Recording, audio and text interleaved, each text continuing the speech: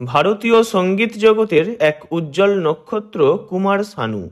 ৮-এর দশক থেকে কেরিয়ার শুরু করার পর ৯০-এর দশক জুড়ে টলিউড থেকে বলিউড কাঁপিয়েছেন শানুদা।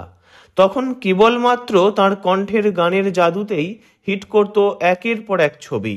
বাংলা, হিন্দি ছাড়াও মারাঠি, অসমিয়া, ভোজপুরি, গুজরাটি, তেলেগু, মালায়ালাম, কন্নড়, ওড়িয়া ইত্যাদি বহু ভাষায় গান গেয়েছেন তিনি।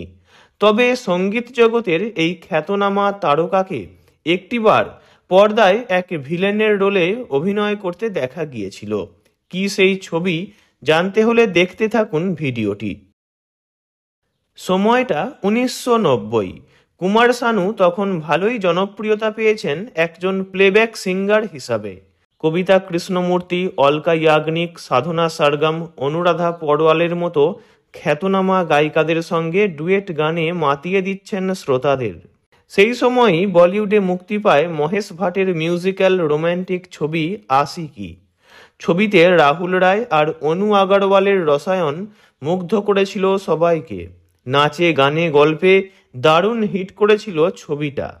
এই ছবিতে একক কণ্ঠে ৩টি এবং অনুরাধা পড়ওয়ালের সঙ্গে দ্বৈত কণ্ঠে ৬টি গান গেয়েছিলেন শানুদা।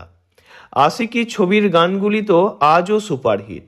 এই ছবিতেই সাইড ভিলেনের রোলে পর্দায় দেখা যায় কুমার শানুকে। যদিও পর্দায় সামান্যই উপস্থিতি ছিল তাঁর, তবে অনেকেরই নজর কেড়েছিলেন শানুদা। ছবির এই দৃশ্যে নায়কের হাতে মার খেতেও দেখা যায় শানুদাকে।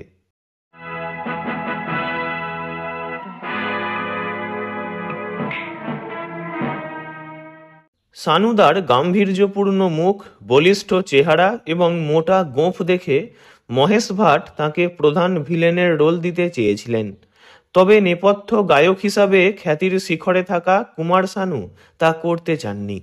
তিনি চেয়েছিলেন দর্শক তাঁকে একজন সুরেলা কণ্ঠশিল্পী হিসাবেই চিনুক, পর্দার কোনো ভিলেন হিসাবে নয়। এছাড়াও তিনি আশঙ্কা করেছিলেন দর্শক তাঁকে পর্দার ভিলেন হিসাবে চিনলে তার প্রভাব গানের উপর পড়তে পারে। তাই মহেশ ভাটের অনুরোধ রাখতে সাইড ভিলেনের রোলে কিছুক্ষণের জন্য পর্দায় এসেছিলেন তিনি। তারপর আর কোনো ছবিতেই অভিনয় করেননি কুমার শানু। ভিডিওটি ভালো লাগলে লাইক করবেন, অন্য কারো বিষয়ে জানতে কমেন্ট করবেন, আর এমনই সব ভিডিও পেতে চ্যানেলটি অবশ্যই সাবস্ক্রাইব করবেন। ধন্যবাদ।